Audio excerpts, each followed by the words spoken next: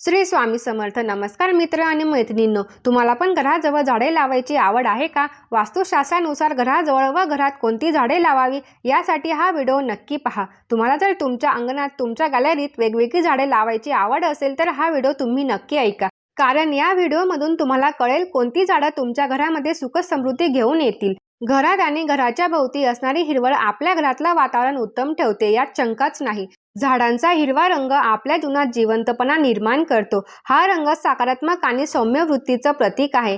त्यांना सौंदर्य आणि दीर्घ आयुष्याचा दाताही मानलं जातं. परंतु झाडं लावताना ती विचारपूर्वक लावणं मात्र आवश्यक आहे. घराच्या कंपाऊंडच्या आत शक्यतर उंच झाडं लावता कामा नये. मोठ्या झाडांची मुळं कंपाऊंडच्या भिंतीला हानी पोहोचवू शकतात. तसंच मोठ्या झाडांची मुळे सूर्यकिरणापासून मिळणारी शक्ती मोठ्या प्रमाणात खेचून घेतात. त्यामुळे सूर्यकिरणांपासून मिळणारे फायदे वास्तूला मिळत नाही. घराच्या चारही बाजूला जर झाडं असतील तर पूर्व आणि उत्तर दिशेची झाडं फार उंच आणि दाट पानांची नाही पाहिजे. त्यामुळे सूर्यकिरण येण्यास अडथळा निर्माण होतो. उंच आणि भरपूर पानांची झाडं पश्चिम किंवा दक्षिण दिशेला असायला हरकत नाही. कोणत्याही प्रकारचे काटेरी झाड कंपाऊंडच्या आत असता कामा नये. परंतु कोरफड, गुलाब तसंच शतावरी सारखी औषधी काटेरी झाडं उपयुक्त असतात. म्हणून ती लावायला काहीच हरकत नाही. ईशान्य कोपऱ्यात छोटी फुलांची रोपं, दुर्वा, तुळस, लॉनचे गवत असावे. पूर्व दिशेला पेरू, सीताफळ, डाळिंब, केळी इत्यादी फळांची झाडं लावता येतील. कारण सूर्याच्या कोवळ्या किरणांनी फळांचे माधुर्य जास्त वाढते. उत्तर दिशेला चंदन, नीम, बेल, नारळ अशी झाडं लावू शकता. वायव्य दिशेला सुगंधी पांढऱ्या फुलांची झाडं लावणं योग्य मानलं जातं. जसं सोनचाफा, अनंत, पारिजातक, बकुळी. त्यामुळे वातावरणात सुगंध पसरतो. दक्षिण आणि नैऋत्य किंवा पश्चिम दिशेला मोठे मोठे वृक्ष असावेत, जेणेकरून दुपारच्या तीव्र उन्हाची किरण जास्त प्रमाणात घरावर येणार नाहीत.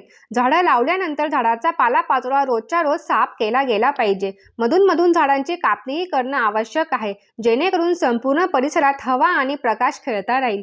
घरात किंवा घराच्या सभोवती कधीही दूध निघणारी झाडं लावू नयेत. ईशान्य भागात जागा असल्यास पाण्याचे एक छोटे तळे तयार करून त्यात कमळ लावल्यास आपल्या जीवनात समृद्धी येते.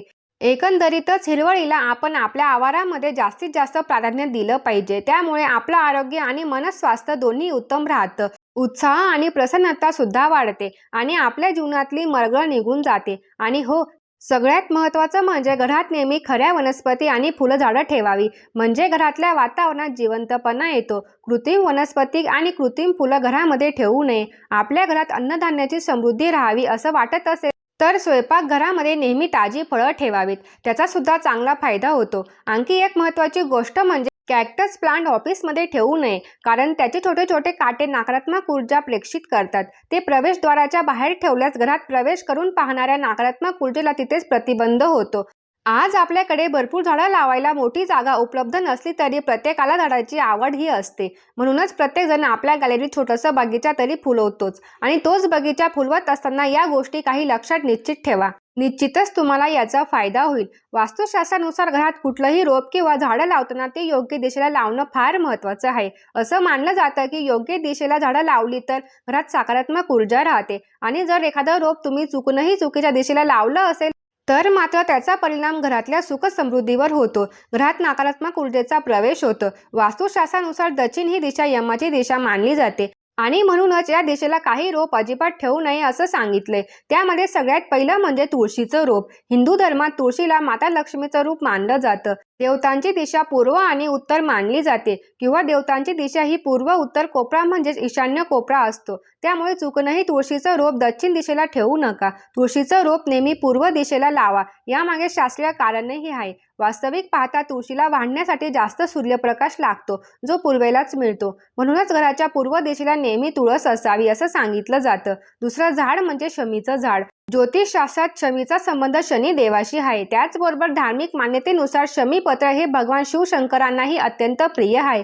म्हणूनच ही एक दैवी वनस्पती आहे. त्यामुळेच ही वनस्पती दक्षिण दिशेला लावू नये असं सांगितलं जातं. या वनस्पतीसाठी पूर्व किंवा ईशान्य दिशा सर्वोत्तम मानली जाते. तिसरं झाड म्हणजे केळ्याचं झाड. केळीचं रोप श्रीहरी विष्णूंना अत्यंत प्रिय आहे. श्रीहरी विष्णूंचं ते निवासस्थान असल्याचं सांगितलं जातं. दर गुरुवारी त्याची पूजा सुद्धा केली जाते. घरामध्ये चुकूनही केळीचं झाड लावताना दक्षिण दिशेला लावू नये. हे घराच्या बाहेर किंवा गॅलरीमध्ये उत्तर किंवा पूर्व दिशेला ठेवता येईल. दक्षिण दिशेला केळीचं झाड लावल्यास त्याचा हवा तसा परिणाम पाहायला मिळत नाही. आणखी एक रोप म्हणजे ते प्रत्येकाच्या घरात आढळतं, मनी प्लांट. ज्योतिषशास्त्रानुसार मनी प्लांट हा शुक्र ग्रहाशी संबंधित आहे. शुक्राचा संबंध भौतिक सुखाशी, संपत्तीशी आहे. म्हणूनच चुकूनही हे झाड किंवा हे रोप तुमच्या घराच्या दक्षिण दिशेला लावू नये. पैशाची चणचण घरात भासू लागते. दुसरीकडे पूर्व किंवा उत्तर दिशेला हे झाड लावल्याने मात्र तुमची आर्थिक परिस्थिती मजबूत होते. यात आणखी एक रोप म्हणजे रोजमेरीचं. आता हे प्रत्येकाच्या घरात असतं असं नाही, पण हे झाड सुद्धा दक्षिण दिशेला लावू नये. हे झाड घरामध्ये सकारात्मक ऊर्जेचा प्रवाह वाढवतं, पण या रोपाची लागवड करताना दिशेची मात्र काळजी घेतली पाहिजे. ही वनस्पती दक्षिण दिशेला लावणं निषिद्ध असल्याचं सांगितलं जातं. या वनस्पतीची लागवड करण्यासाठी सर्वोत्तम दिशा म्हणजे पूर्व दिशा आहे. तर बघा मित्रांनो, तुमच्या घरात यापैकी कुठली रोपं असेल तर ते आधी कुठल्या दिशेला आहेत ते एकदा चेक करा आणि जर दक्षिण दिशेला असेल तर तिथून ते लगेच उचला आणि योग्य दिशेला ठेवा. म्हणजे तुमच्याही घरात सकारात्मक ऊर्जा येईल आणि माता लक्ष्मीचा प्रवेश होईल. त्याचबरोबर जाता जाता तुमच्या घरात किती आणि कोणकोणती रोपे आहेत हे सुद्धा मला कमेंट बॉक्समध्ये नक्की सांगा. अशा प्रकारच्या माहितीपूर्ण व्हिडिओ बघण्यासाठी आत्ता चॅनलला सबस्क्राईब करा आणि हा व्हिडिओ जास्तीत जास्त तुमच्या मित्रांसोबत आणि परिवारासोबत शेअर करा.